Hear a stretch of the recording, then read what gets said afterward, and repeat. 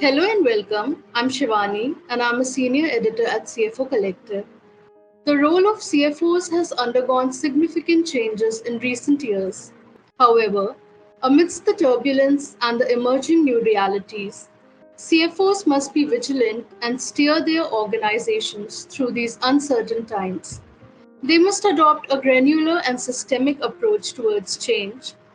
Rather than viewing change as an impending storm, they should proactively analyze and strategize to weather any challenges that may arise.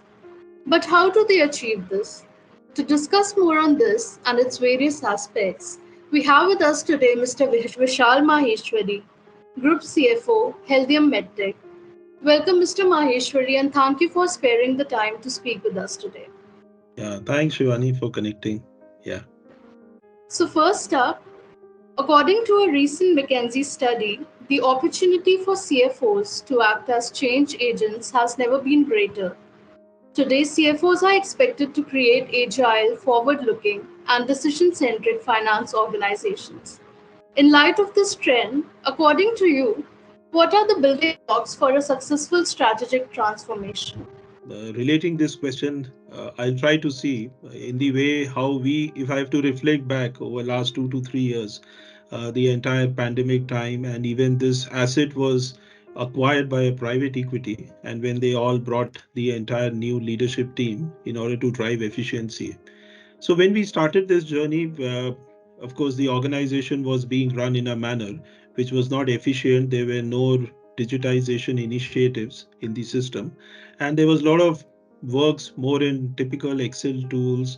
There was more around being not able to have the data analytics also available. And when we started this journey, of course, we knew that how do we see the organization 5 years ahead in the manner how it should be run more efficiently and enable us to drive growth in the manner in which we have planned as one of the strategic themes. So while doing that, the way we started is we could identify that under each functions, various functions in the organization, what are those gaps which we are finding. For example, the entire ERP, we brought the entire organization on SAP. After this, we analyze that there are around 2000 distributors with whom we work, but and in this industry there are a lot of credit checks which you have to closely monitor. So in that way we were trying to find a partner who can help us in the entire DSOs management. How do we deploy machine learning? How do we deploy artificial learning in terms of the tool verifies the past data trends and predicts whether you are supposed to take calls on a particular order with a customer or not. So in that way, we partnered with a external organization who helped us launch or deploy a tool which uses artificial intelligence to manage the entire accounts receivable process. Now, taking after that from here, we also on the procurement side, we deployed tools which can help us in better price discovery, reverse auction. So this was on the procurement side. Then on the entire logistics side, we deployed, again, we got in touch with a startup. We deployed a tool which took care of the entire e-invoicing. How do you have visibility of the shipments once they leave your factories, and when and how do you get a sense around what is the travel time and when does the customer product reaches the customer? So how do you enable more visibility into bringing in your data sets the confirmation of the dispatches? So I'm saying in various manners in the initial first 2 years, I was more around automating or digitization, bringing that focus in the organization. Now, what I could see was most of the challenges, unless and until you don't have teams to take ownership, it is very difficult to manage the entire transformation vision which you want to incorporate. And the change management exercise is always the key, because many times people don't like changes. People don't like too much exploration of new things in the areas of work in which they are doing. Hence, the change management is always very critical. You need to have people who drive ownership, and you also should have, in whichever function you are deploying the transformation, you need to have the right subject matter experts, because otherwise you end up and Next, I'll say that the team which works on transformation, they need to be have given more empowerment, because that is how you have subject matter experts with the empowerment who will be able to carry out this entire transformation exercise. And lastly, I'll say the adoption becomes very critical, because you may invest in tools, you may have subject matter experts, you may have people having the empowerment to deploy, but unless and until you don't find the adoption, you will have the process getting failed over few months or years. Okay. So, since you rightly mentioned the role of significant contribution of partners, if you could also tell me how do you identify right partners who smoothen this transition process? So, in my journey, I'll say the way I went is, of course, identifying. One is identifying what process I need to innovate or I need to automate. That is, of course, the starting point, and then finding out from my CFO forums to which I'm a part, and there are people from all sectors in that forum, and getting some sort of inputs from them as to what, considering this is being the problem statement, how they have moved in the automation journey, which are those vendors wherein they had good experience, or which are those vendors who may not, who would have done the job well at the time of implementation. However, the continuity they would have struggled, because one of the core problems which we find today, there is attrition at both ends. I'm saying on the service provider end also, as well as in the company. And then, of course, reaching out to some of the companies wherein they would have implemented, how was the entire experience over a period of 1 to 2 years, just to validate that you don't end up choosing a partner and then in the midway process you struggle. Also, Vishal, if you could highlight how you as a CFO have contributed, or how CFOs in general can contribute to, developing a mindset of change and innovation in their finance teams.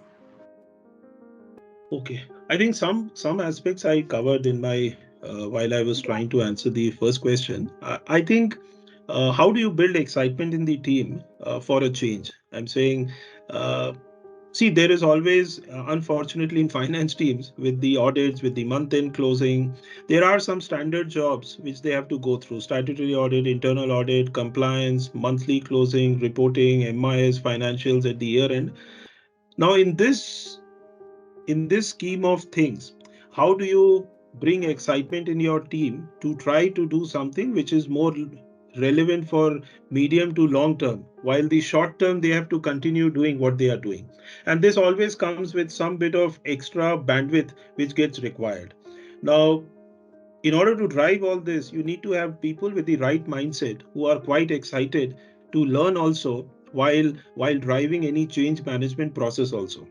And in order to bring that, how do you empower them? How do you make them feel more ownership, so that they believe in something, that what they are going to do, if it is successful, how when they look back some years down the line, how do they feel more rejuvenated in terms of what changes through digitization or transformation they could bring in the organization?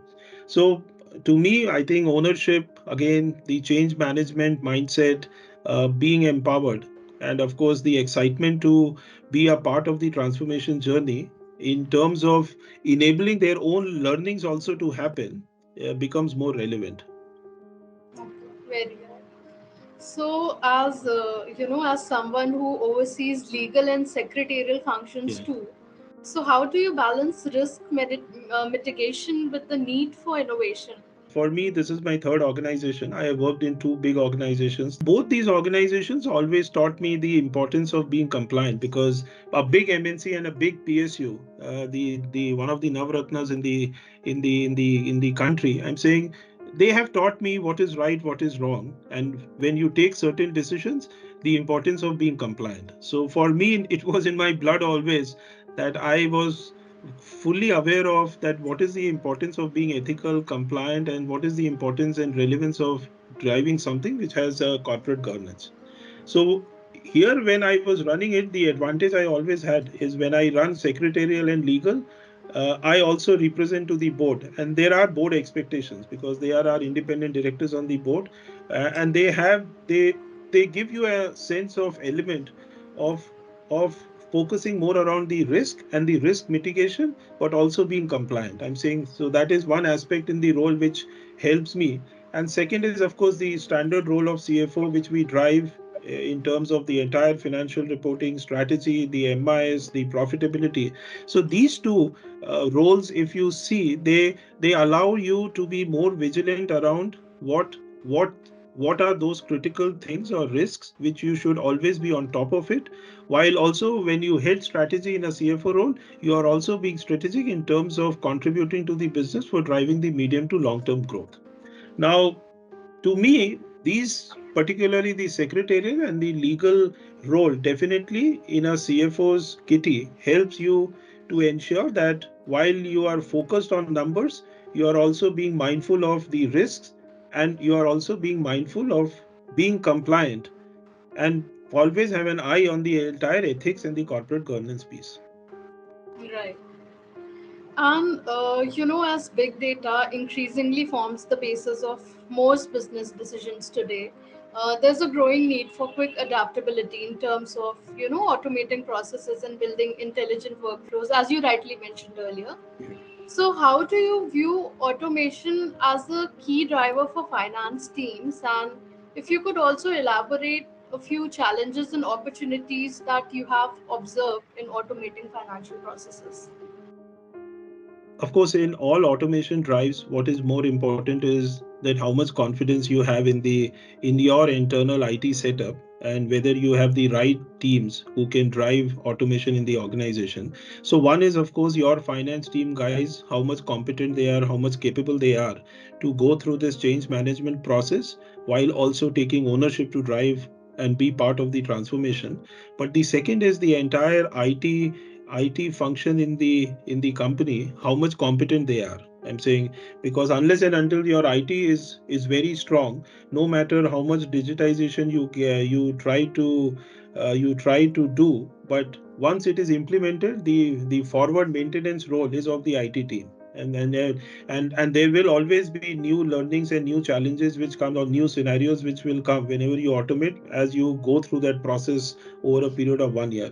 And those times, if there are some things to change, if your IT is not evolved and if they are not able to cope up, then your entire transformation journey may go for a roadblock, or it may be like you have wasted your time, energy, and money in driving that. So these the IT team preparedness and their agility and ability to be at pace with the organization objective becomes very important. Now, coming to on the entire data analytics, yes, I think big data is something which every company in every sector is looking for, because now the analytics has evolved so much. Whether it is on healthcare, whether it is on patient profiling, whether it is on medical health checkups, I'm saying there are a lot of data which are relevant to our sector, which are available. But the question is that which tools or how much digitization or automation can help you to analyze them to have a predictive results.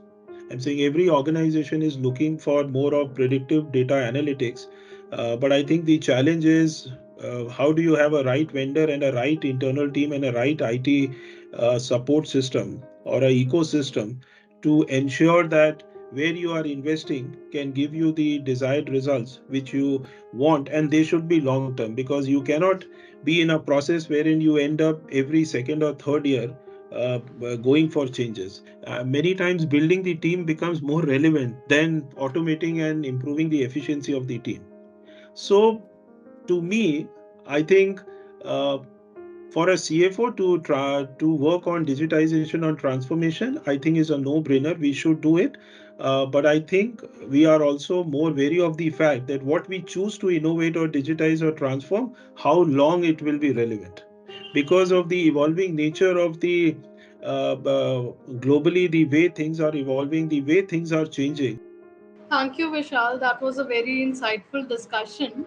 With that, Yeah, we come to the end of this session. And thank you yeah, so much once again for sparing your time to talk to yeah. us. Thank you. Thank you.